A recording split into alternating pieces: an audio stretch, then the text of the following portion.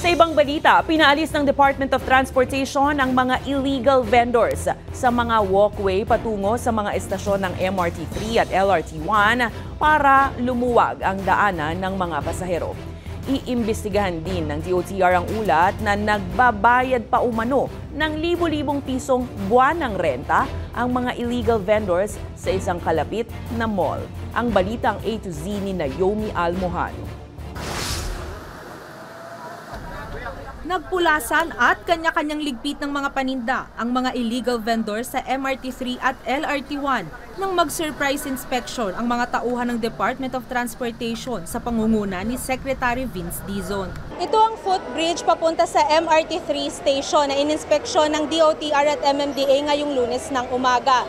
Kanina puno ito ng mga nagtitinda ng phone case, nagte-tempered glass, pang-ipit at kung ano-ano pang gamit. Pero ngayon kung makikita nyo nga sa aking likuran at sa aking paligid, nag-alsa balutan ng mga ito at wala nang nagtitinda pang illegal vendors.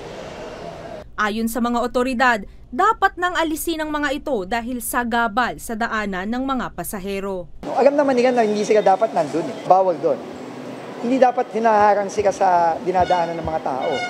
Ayon kay Dizon, para maiwasang bumalik ang mga vendor sa kanilang mga pwesto. Magsastasyon tayo ng ating armed coast guard na magbantay doon. At politely, sasabihan na lang yung mga tao, bawal po dito. Napag-alaman ng DOTR na nagbabayad pa ng renta ang mga vendor sa kalapit na mall sa halagang 30,000 pesos kada pwesto. Kaya kakausapin din ng ahensya ang pamunuan ng mall. And bakit ang Metropoint ang nagsa-charge doon? Government property yan. So ngayon, kung merong agreement between LRMC, LRTA and them,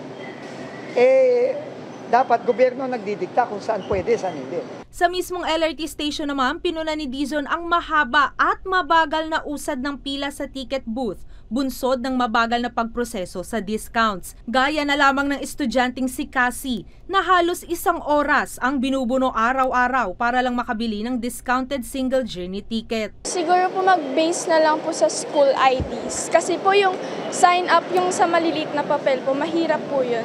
Tapos yung paulit-ulit po na pagsasign, nakakapagod po. Kaya po, yung school ID mas madali lang po i-identify. Ayon kay Dizon, dapat magkaroon ng paraan para mailink ang beep card sa PWD at student IDs para hindi na kailangang pumila pa.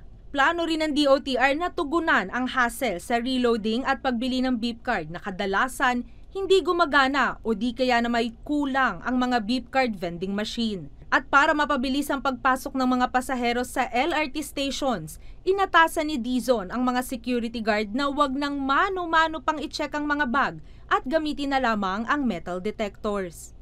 Para sa Balitang A to Z, Naomi Almojano.